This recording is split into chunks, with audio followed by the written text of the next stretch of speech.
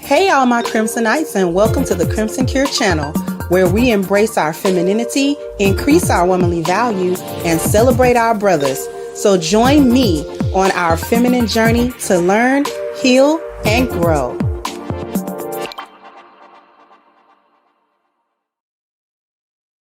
You know, this bad stuff happens.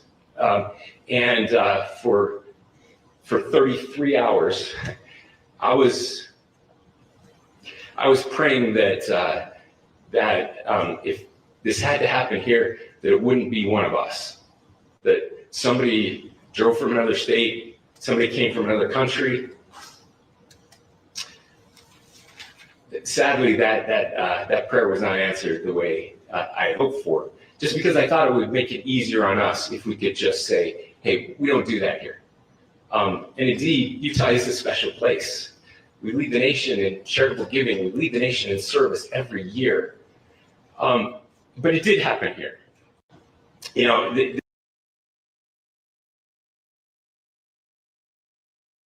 White man, fight back! White man, fight back! White man, fight back! White man, fight back! White man, fight back! White man, fight back! White man, fight back! White man, fight back! White.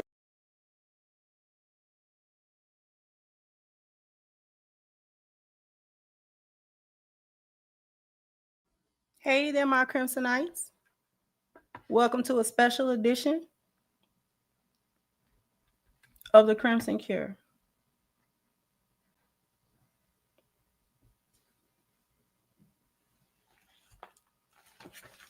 This is probably going to be more than one because I look around and I realize that my people, we blind. We're blind to the point. We're blind to the point where the destruction is at hand and you still don't see it.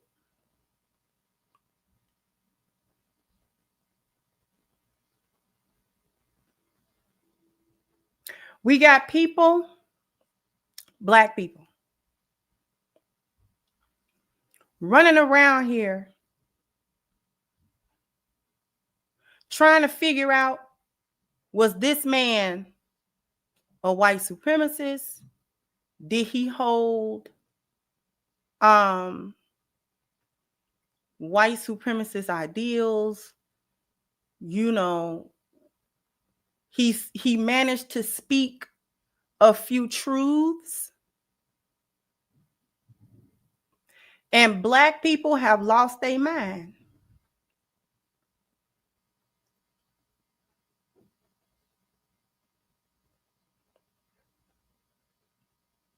How is it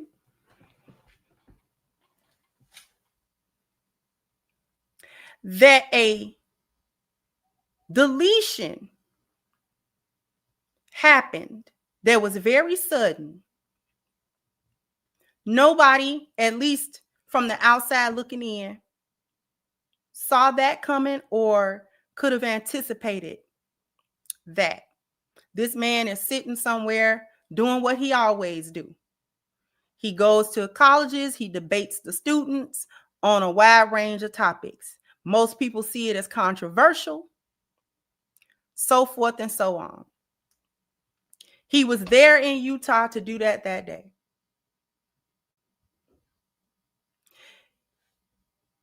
He was sent to the upper room by one of his own. As I showed that clip of that man standing there telling you plain to your face that they assumed, and not only did they assume, they were hoping that the person who committed that crime in front of everyone was a non-white person, preferably possibly a Black person, or at least some other non-white foreign individual, or some kind of maybe part of the rainbow community. They were hoping that they had a proper scapegoat on which to pin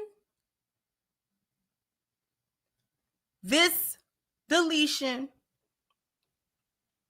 so that they could express their disdain and possibly target whatever subgroup the murderer was a part of.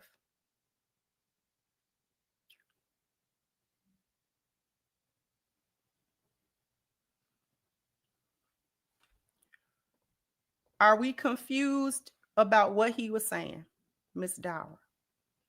Are we confused about what he meant? They say stuff plain to your face.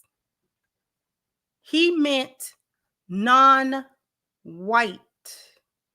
or at bare minimum, a white person. If it had to be a white person, somebody on the fringe, possibly, like I said, rainbow community or something of that nature.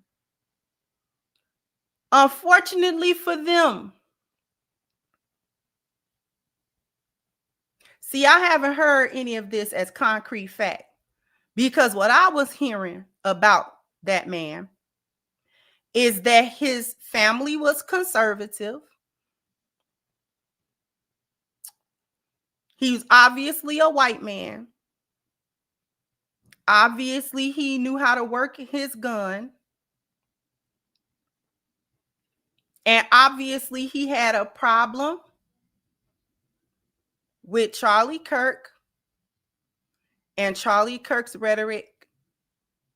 And he decided, whether he had accomplices or not, we don't know. He decided that that was going to be the day that he was going to serve up the ultimate consequence to Charlie.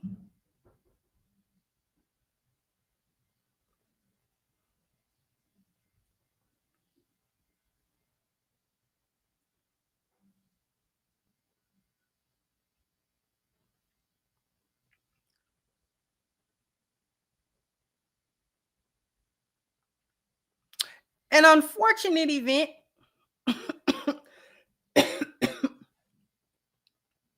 that somehow Black people took it upon themselves. See, we knew that we were going to be the first target. As long as they didn't know who that shooter was, Black people was going to get blamed, or somebody else was going to get blamed. Not a white man. They were never going to blame a white man. Even though this occurred in Utah, where it really ain't, it's like a half a Black person in Utah. But other people were going to get the blame. Just so happens that less than 48 hours after this man was turned in, not apprehended, but turned in, they said his father ended up turning him in. And to their utter consternation and shock, to their utter dismay, it was one of their own. So all of that chanting, white man fight back, I'm trying to figure out who you trying to fight.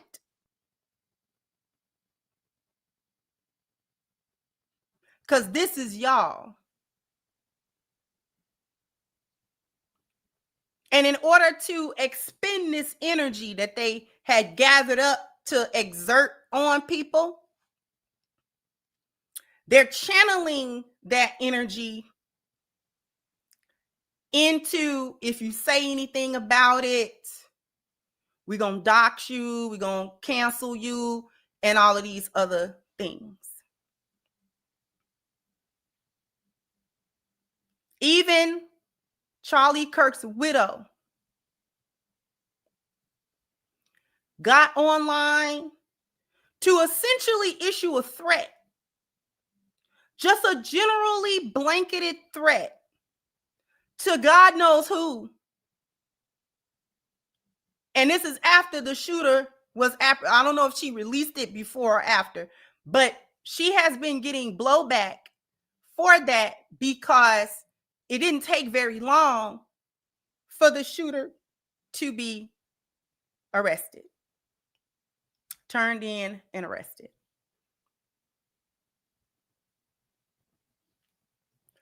I'm going to get to Black people in a minute.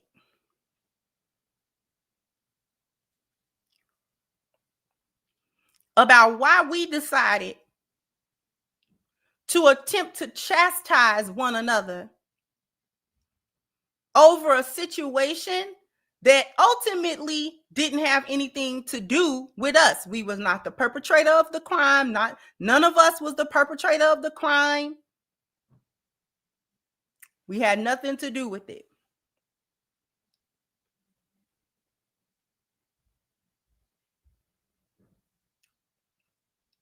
Yet, this has turned into policing how Black people are responding to this.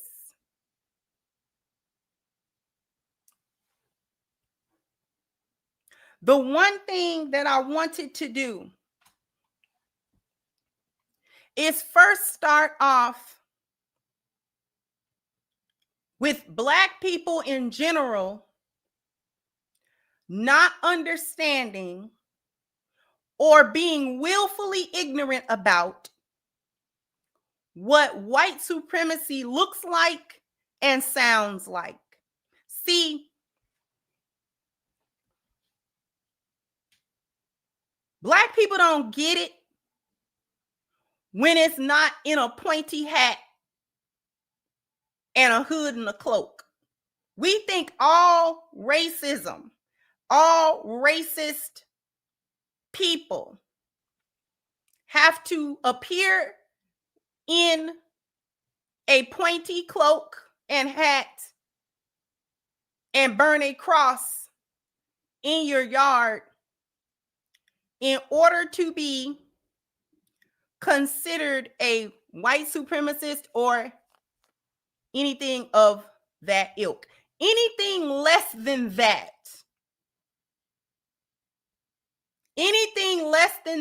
Black people don't know their butts from a hole in the ground, and they don't know what it sounds like and what it looks like historically.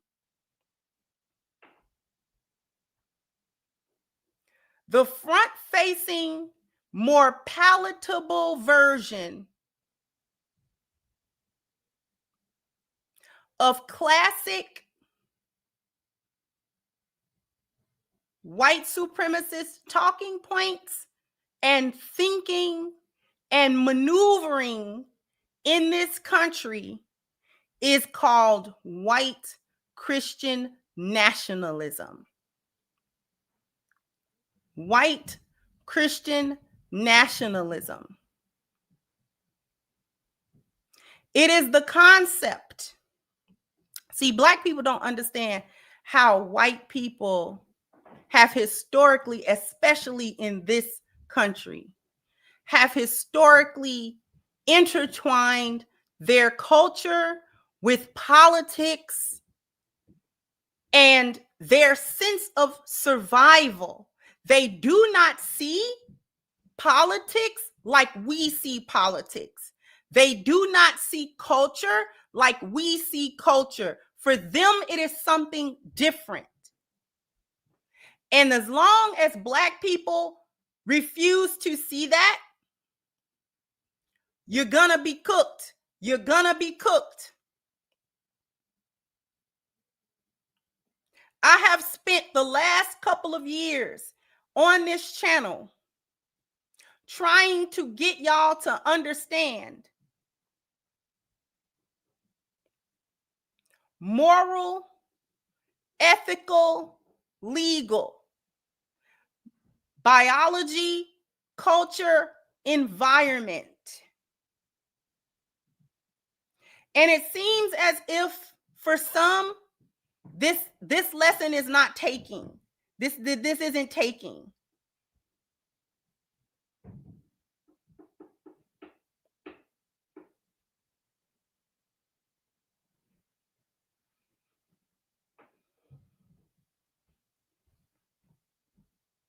When they don the identity of a white Christian nationalist, these are people who wholeheartedly believe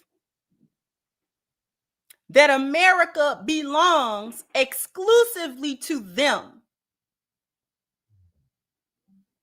and that every other culture and ethnicity, whether you were born here or whether you immigrated here, is subject to their whims and to their rules. This is why things like assimilation, very important to them. However, assimilation for them has to be in a controlled way. Because in order for admixture and assimilation to work in their favor, they must maintain the power structure. that they are in charge of. They cannot be in a place and survive admixture or their culture to be overtaken where they are not in control of legislature and the environment. They have to control their environment. They have to control their environment. It is of the utmost importance that environment is controlled by them, the legal, the law of the land, all of the structure, all of the housing, all of the institutions, all of the industries, all of the transportations, all of the bankings, all of the educational institutions, municipalities, for the cities, the states, the government, all of that has to be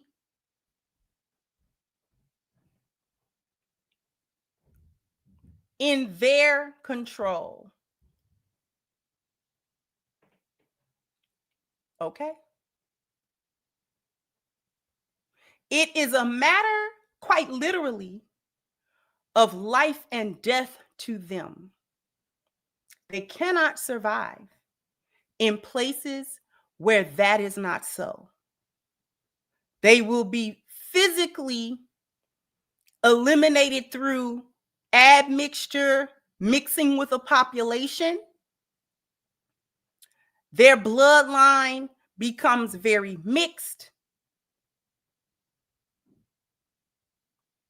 And they do not like that. Okay? They do not want to be genetically absorbed, which is very easy to happen to them. We understand this from Dr. Frances Cress Welsing's book, The ISIS Papers. Okay?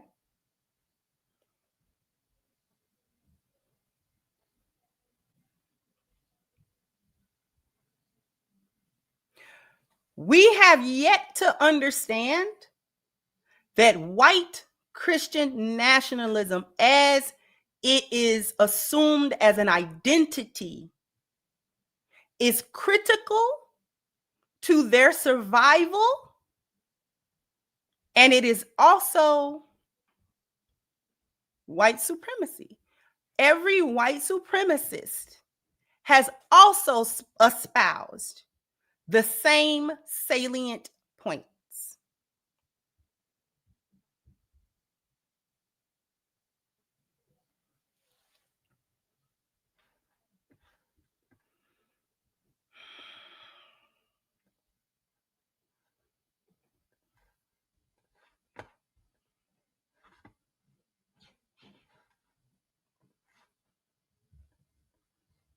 We need to be the party of nationalism, and I'm a Christian and I say it proudly. I am a Christian, and I'm not ashamed to say it. We should be Christian nationalists. A Christian nation. The church is supposed to direct government, not the opposite. Christianity is the underpinning of this country, our moral strength, our government rights and responsibilities. We were founded by very strong Christians. These were men of faith. Every sign of our Declaration of Independence was, in fact, a Christian. Anti-racist is a whole weird ideology that, quite frankly, tries to make white people second-class citizens. White Americans are being treated as second-class citizens. There are now two standards of justice. It's a dual system of justice. They care more about the illegal immigrants at the border than they do the American people. They're giving out handouts to them. Our country just don't care about us Americans. It's all about a handout to all the illegal immigrants. The foreign-born population is now growing by 132,000 people every month. The non-whites are reproducing rapidly. If we continue on this trajectory, eventually there will be no more native-born Americans.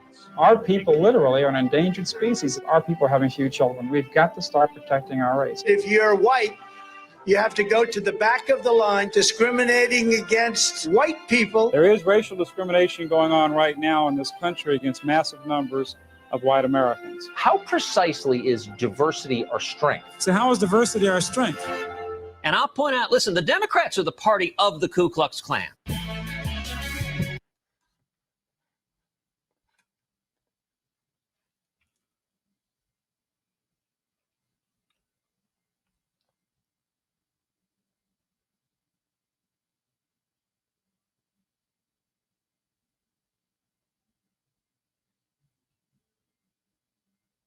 That was a clip that I found, just juxtaposing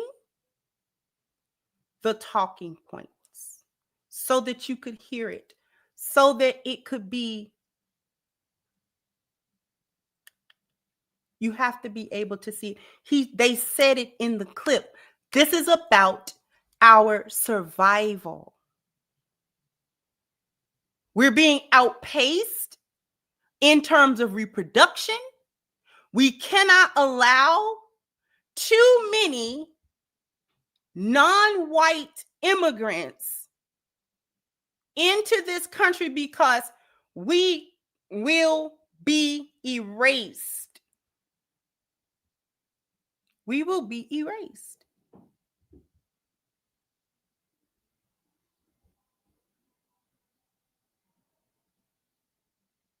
That is what the fear is. That is what the fear. That's the fear. No one in my chat should be surprised that Christianity is a salient part of the identity and the rhetoric.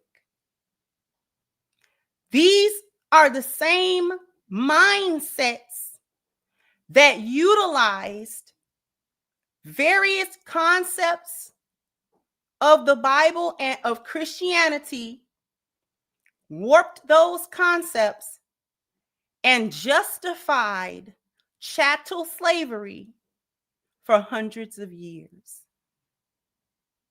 They saw nothing wrong under God. They saw nothing wrong with it. It was nothing wrong because to them, it is their God-given right to rule.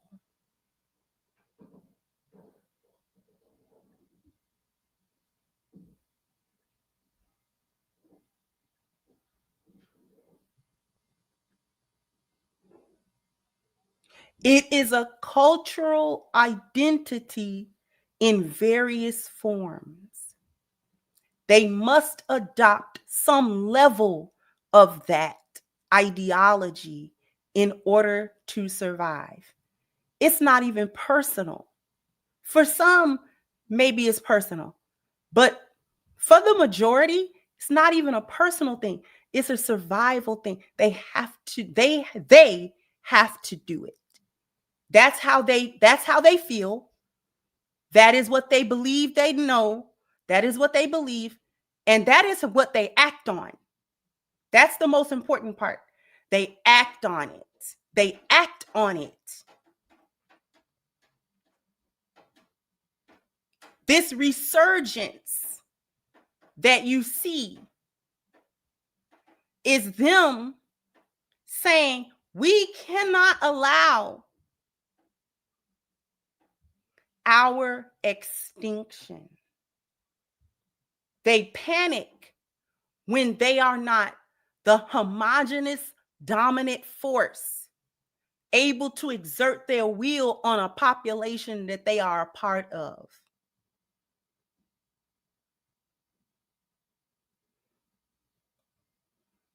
Because when they are unable to exert their own will,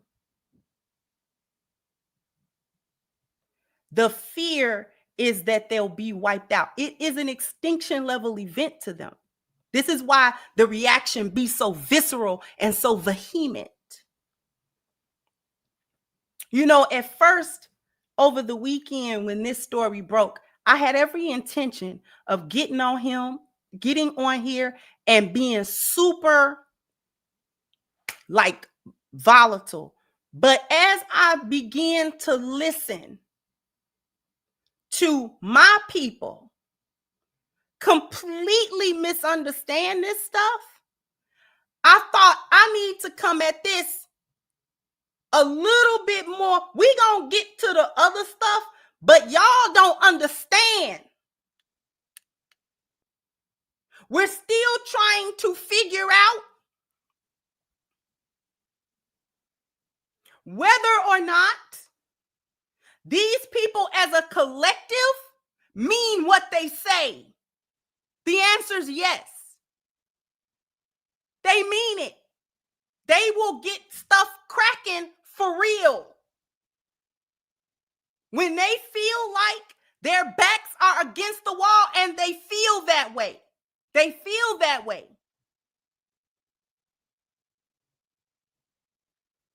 It comes a time where they get past just rhetoric and propaganda speech and trying to sway the minds. They get to a point where they can't, that's not no longer effective to them in their eyes. I thought that when these things began to happen, and I knew that they would as soon as 47 got elected, I said, this will wake some people up. I was wrong. I was wrong. I was wrong.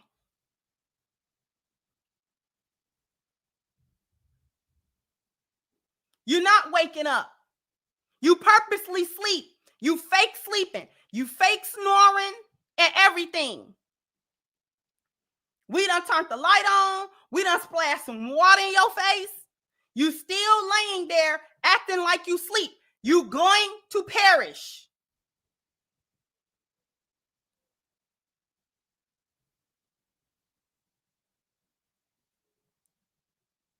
Just because, and I'm not even going to touch it too much here. Just because you hear some of them speak a truth, you think that they're for you. I actually agreed with a couple of things Charlie Kirk used to say. When he used to talk about feminism, when he used to talk about the dangers of feminism, the danger of the rainbow agenda just really taking over the country, the children, the media, things of that nature. Those things was true. They were true. I had no problem with those things. But I know the mouth they come from. So I'm not tripping on that. See, it's too many black people that be so happy when massa acknowledge them, whether that acknowledgement is positive or negative. They be so happy when they can find middle ground with their massa. So happy when they can find any kind of common ground, any kind of commonality, any kind of common, you know what I'm saying, bridging between ideas. Black folk get happy.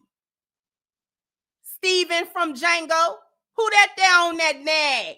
You know, you get real happy about it. Just because they able to say what the truth is in a lot of different instances, you can't lose sight of where they really coming from.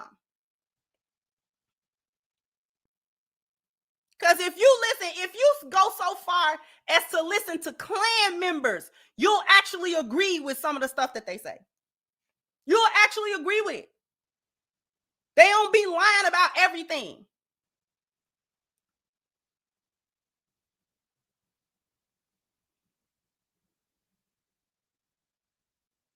But you have to understand where it's coming from. I'm not even here to debate whether or not you agreed with Charlie Kirk or whether or not his talking points was racist or not. I don't even care. Whatever his talking points were, he's unable to speak them anymore. So it's irrelevant. To a certain degree, it's irrelevant. Those points are irrelevant. Whether or not you liked what he said, whether or not you agree with what he said. I'm trying to impress upon y'all to look beyond that. Of where this stuff is actually headed. Y'all think them white folks is playing. Talking about white men fight back. Y'all think they playing. Negroes play. When they go, protest something, don't nothing come out of that. When they do it, they made a plan. We not the same. We not the same as them. They don't haphazardly get together to do certain stuff. They be making a plan about things. They have a certain set of goals that they want accomplished, and they do their best to go ahead and accomplish those goals, whether anybody agree with the goal or not. They willing to go to the mat about it. They're willing to go to the mat about it. They'll go to the mat. They will.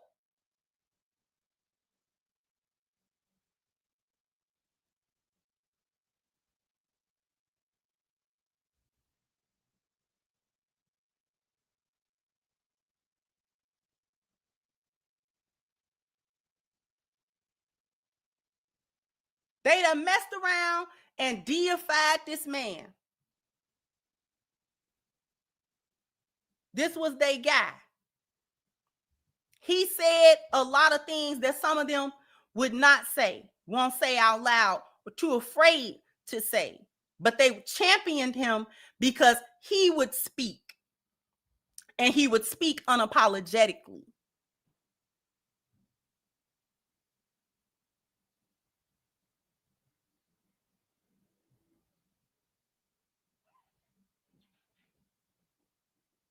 So Black people have to understand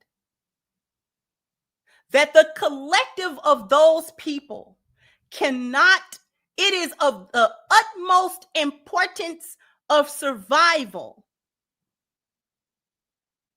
They cannot survive in complete opposition to them or any sense of their culture,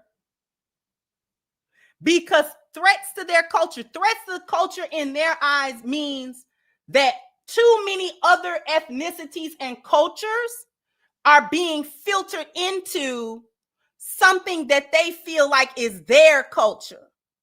They feel like America belonged to them. They feel like we conquered it and everybody else got to bow down.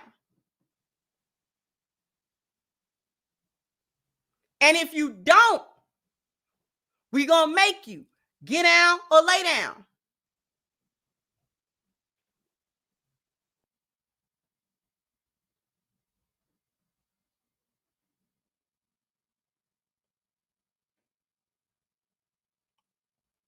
You have to understand that too much mixtures threatens them. This is cultural to them. This is why they colonize places. They don't just do that for fun. They perfected the art of colonization from a psychological standpoint to a physical standpoint. They've perfected the art of colonization because it is a survival tactic. Anytime they go into any other place, it's problematic to them on a genetic level. And so they inculcate colonization tactics in order to preserve themselves. Anywhere that they go, that they were not originally the people that was originally there, they go about colonizing the place so that they can survive in the place. Hence, Australia. You don't think that this is cultural for them. This is not individual. I'm so tired of us thinking that it's individual. It is not. It is cultural. It's a cultural thing.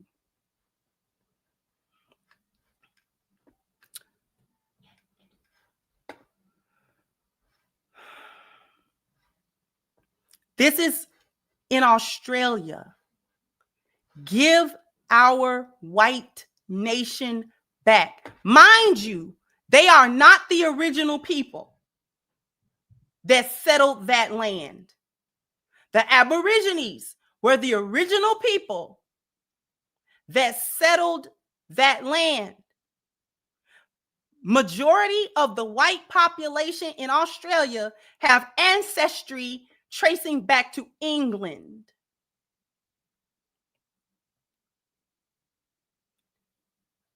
They inculcated genetic colonization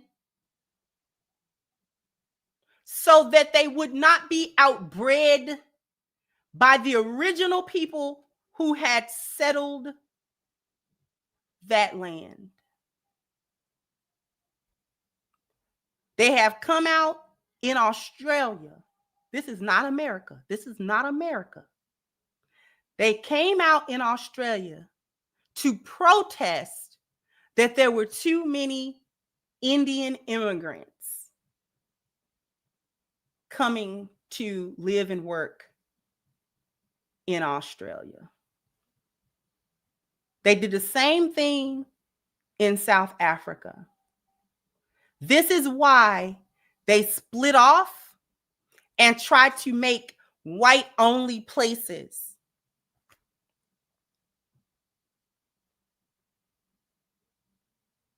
The deflection that they use to justify that is saying they don't want to be around the ghetto Black people.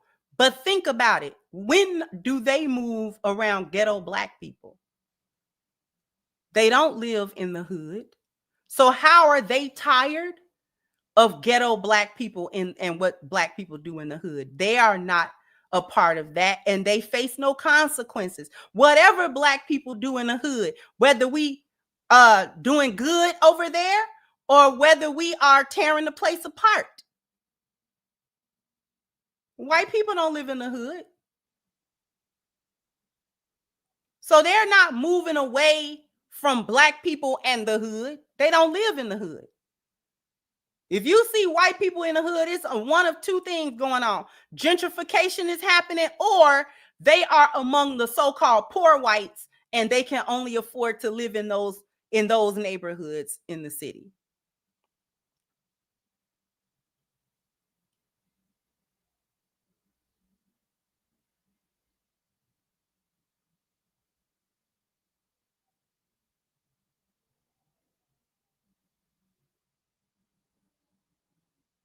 It is cultural. Why don't we know that by now? I'm going to tell you why we see them as individuals, but we don't see ourselves as individuals. They get to commit whatever kind of foolishness they want to commit, and they maintain their humanity and their individuality. We don't put no jacket on all of them. We scared to do that. We'll put all the jackets on us. If one Black man do something, all these ninjas is doing it. If one Black woman do something, all these hoes is doing it. But when a white man do something, that was that white man. When a white woman do something, that was that white woman.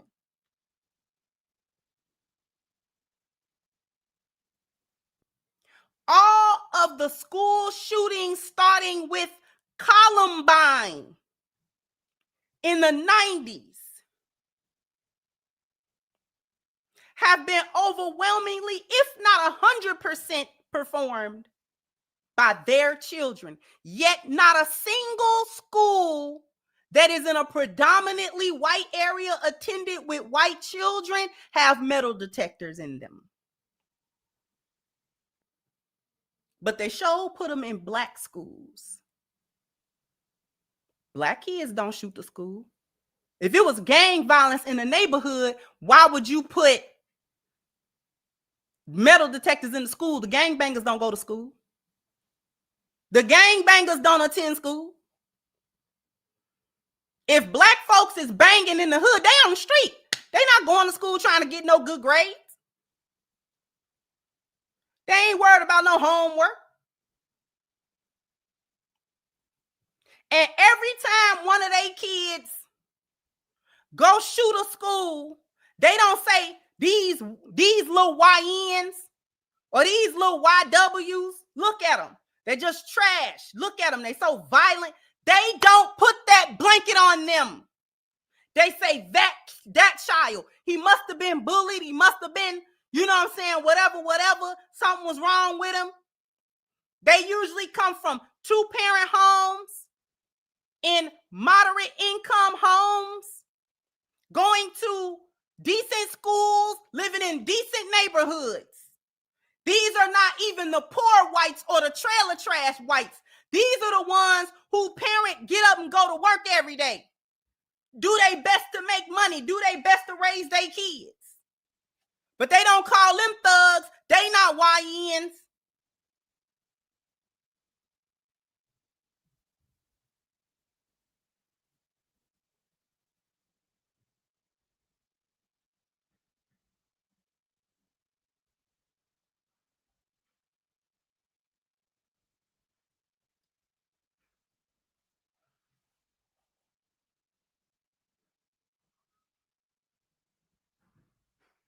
And we and black people, we can't even see them assert. We refuse to see them how they see us.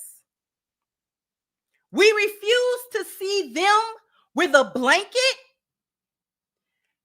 how they see us. They not scared to put that blanket on us. They not scared to put, and the worst part about it is we internalize everything they say about us.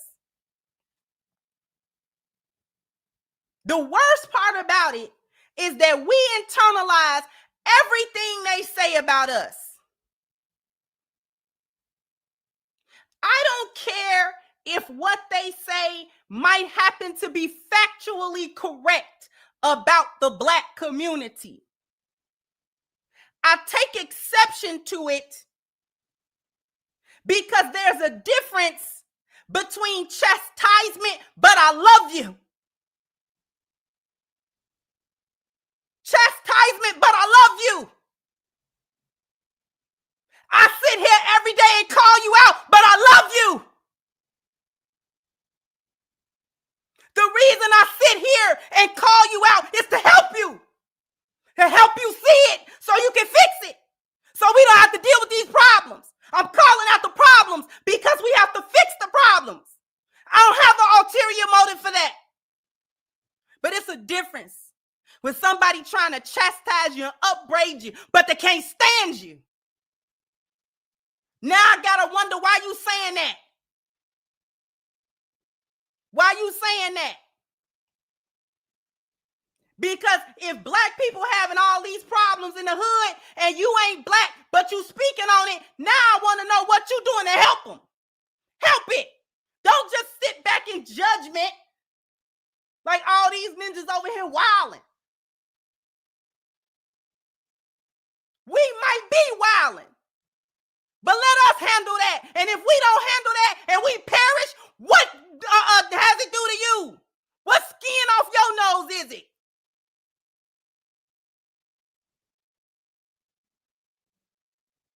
You should be happy if we take ourselves out, right? Good riddance to bad rubbish.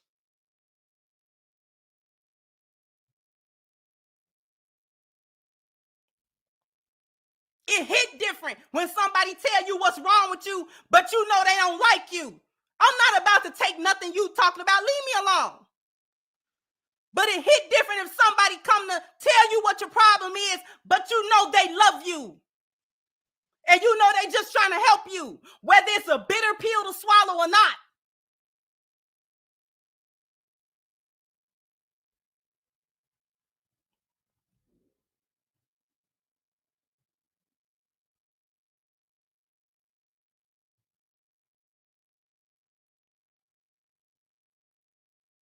You got this chick, his widow, I'm calling her this chick because she's standing up there with a full face beat threatening somebody. Your husband just died. Seem like to me that'll be your chiefest concern. My husband is gone suddenly out of our lives. I got these children to raise. I have to pick up the pieces immediately. turned upside down. I ain't got time to be in this camera with y'all. I gotta bury my husband. I gotta get the funeral things together. I'm crying all day. My kids is crying. I got to try to be strong for them because they want to know where they daddy at. And I got to sit there and tell him he ain't coming back. And I got to rock him through it and hold him through it. That's her chiefest concern. I wish a camera would have got in my face when my first husband passed away.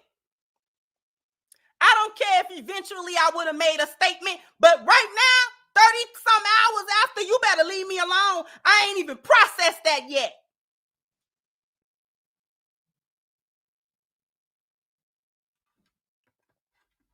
I ain't even processed it yet. Y'all better get this mic and this camera away from me. Get this stuff away from me now. You want a statement? Too bad, so sad. You'll get it when I hand it to you. When I get ready to be on my time. Right now, I ask for privacy and send your thoughts and prayers as me and my family try to move through this. That's the only statement they would have got out of me. And that, you know, anybody could have drafted that up. You could have Googled that. At this time, we're going through a lot. And we would like some respect and some privacy. And, you know,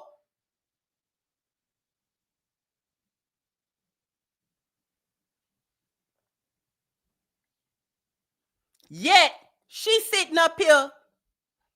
This is her concern. This her concern. She concerned to say this to folk. I ain't even gonna play the whole thing. The evildoers responsible for my husband's assassination have no idea what they have done. They killed Charlie because he preached a message of patriotism, faith, and of God's merciful love. But they should all know this.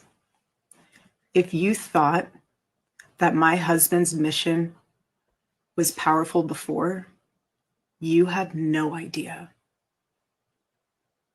You have no idea what you just have unleashed across this entire country. In this world, you have no idea. You have no idea the fire that you have ignited within this wife. The cries of this widow will echo around the world like a battle cry. Heard what she said? The cries of this widow will echo like a battle cry. Battle cries is for war, not peace. Battle cries are done in times of war, not peace. You don't battle cry in peace. You battle cry when it's time to get you, when it's time to get to it. When it's time to get to it, that's when you battle cry. Ahoo! When it was time to get to it. When Leonidas and the 300, when it was time to get to it, that's when not before. When they got to the battlefield and they saw the enemy.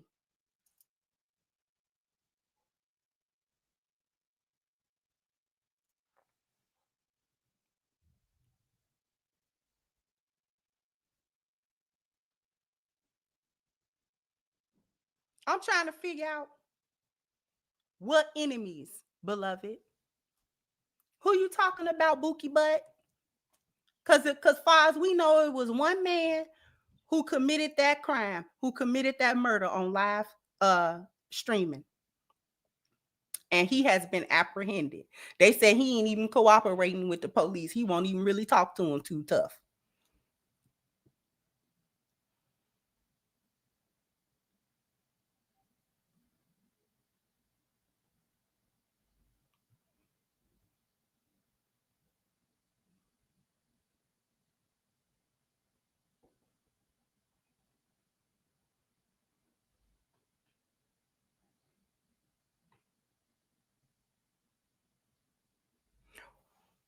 Tomorrow we're going to talk about Black people's side of this because I'm highly disappointed. I'm not surprised with us, but I'm disappointed at our level of blindness at this time. Worried about the wrong thing. We worried about the wrong thing. Trying to worry about whether or not his rhetoric was, she could say nothing. She could say nothing. That's an option. Quiet. Process that loss because she's going to be processing that for a very long time. If she really loved that man, she's going to be processing that for a very long time. So her option, nothing. It's plenty of folks that go through. She ain't the first widow in the world. And she won't be the last. Somebody across the world, some woman across the world right now done got widowed. Her husband done died or something.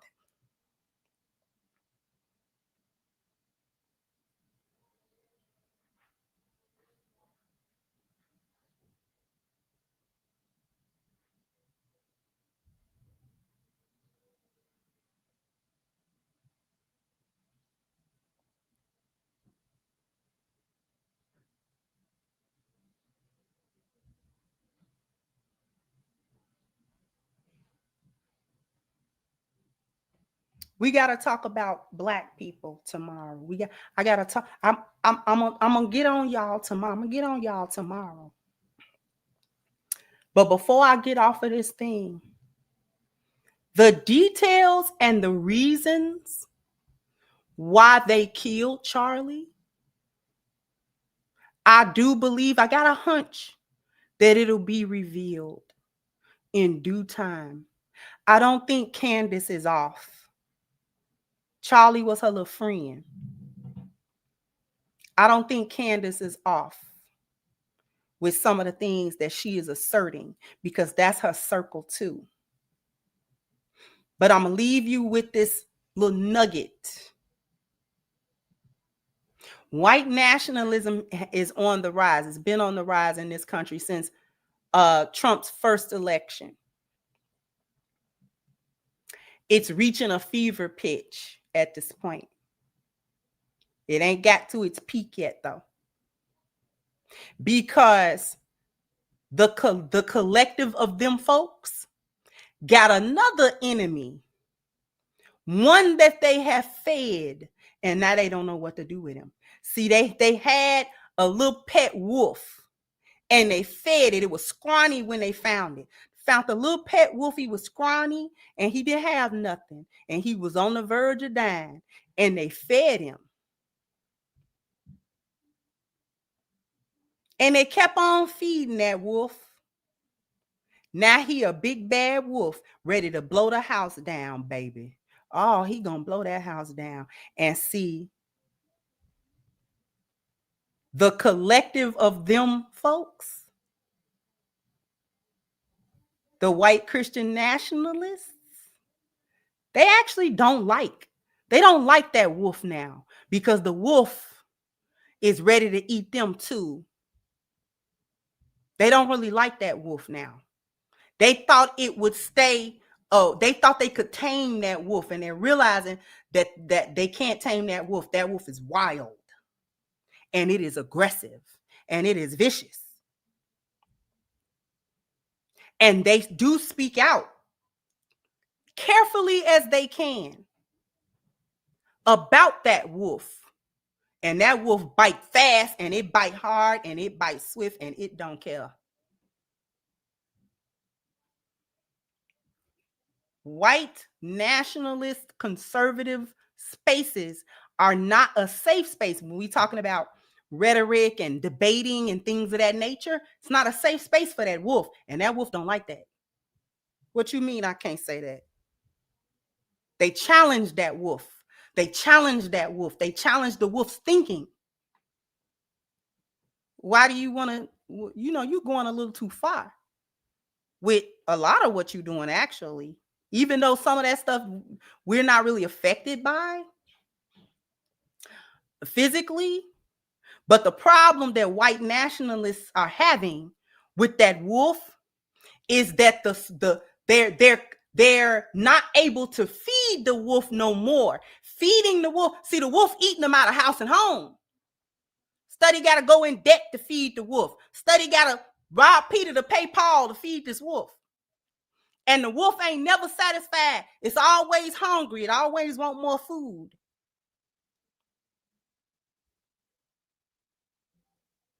And these white folks said, well, come on now. You know, you got to have a little something for us. No. The wolf is Sauron. And the people who feed the wolf is Saruman. Saruman saw that Sauron was gathering power. So Saruman lent his considerable knowledge to help and to assist the rise of Sauron.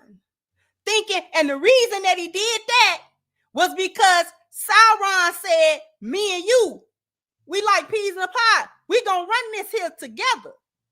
It took Gandalf, while he was being beaten and enslaved, to tell Saruman he does not share power. He don't share power. Do you understand that? You gonna perish in the very thing that you're building up. He gonna throw you in it too. I don't know why you think you're gonna be spared, but you're not. And Saruman didn't listen to that. Saruman didn't want to hear that. Saruman said the winning circle is over there. I'm gonna help. I ain't helping y'all peasants because y'all can't even deal with what's going on over here. But he found out, didn't he?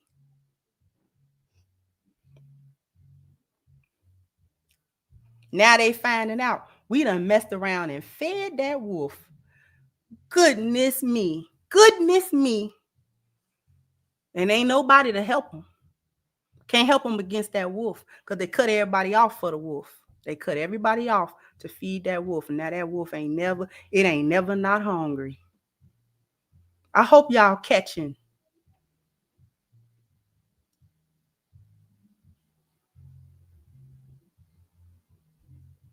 That wolf ain't never not hungry now.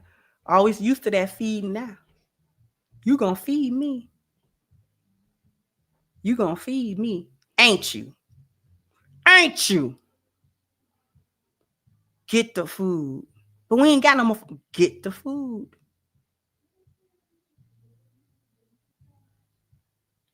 Or you will be next.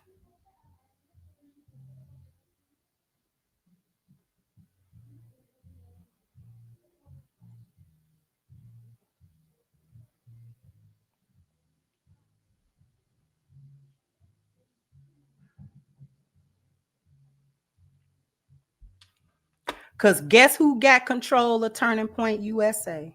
And I'm going to leave it right there. That was Charlie Kirk's thing. But they took him out of here. You think Turning Point USA gonna fall? Absolutely not. Changed hands, didn't it? And I'm going to leave that right there. I'm going to leave it right there. Let me get to these super chats. Thank you, Live, for the super stick. I appreciate you, sweetheart. Thank you, HVAX. And my sister had to go on lockdown in Alabama State over this mess. How did we get involved? How? Exactly. Thank you, Blue Exodus. I can't believe there are still Black people defending his forehead who clearly spew half-truths and bold-faced lies about us and others, all to be slain by a fellow white. His last words were gang violence.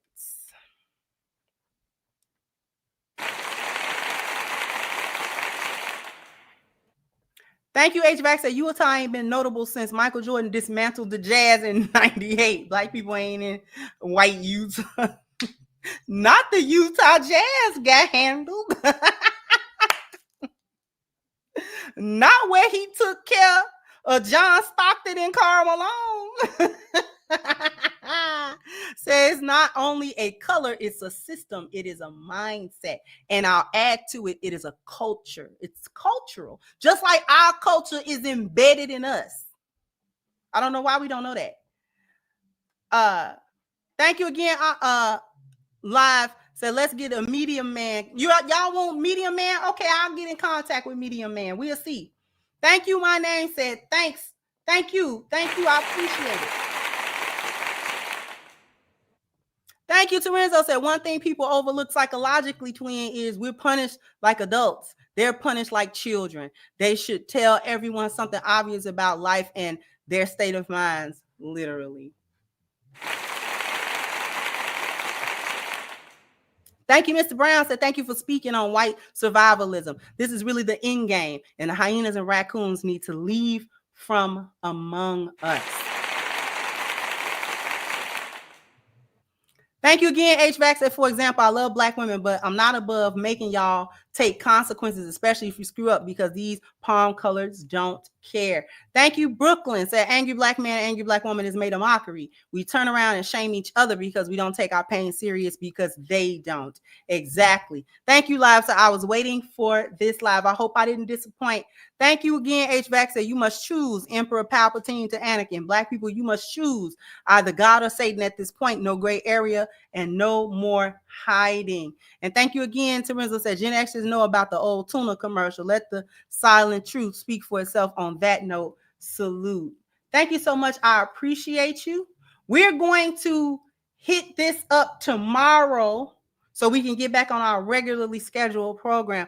I'm going to flip it because we got to talk about Black people tomorrow and how we internalize and how we have even taken, how we've even taken this stuff. We still doing master slave dynamics. And I'm tired of y'all Black folk. I'm tired. You keep doing Stephen and Candy stuff.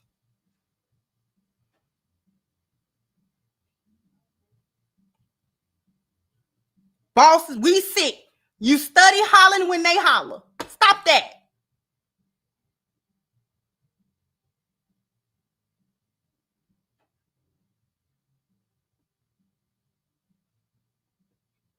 Anyway, I'm gonna get on out of here. Don't forget to go to crimsoncure.com so you can pick up your copy of Reclaiming the Black Feminine, Lies of Feminism, and The Road to Recovery. It is continued to be on sale at crimsoncure.com. Please go ahead and make your purchase. All right. All right. Jump down in the comment section. Let me know what you think. Like, share, subscribe to the channel if you have not. Once again, I'm your hostess, The Crimson Cure, and this was my perspective. Bye-bye, Crimsonites.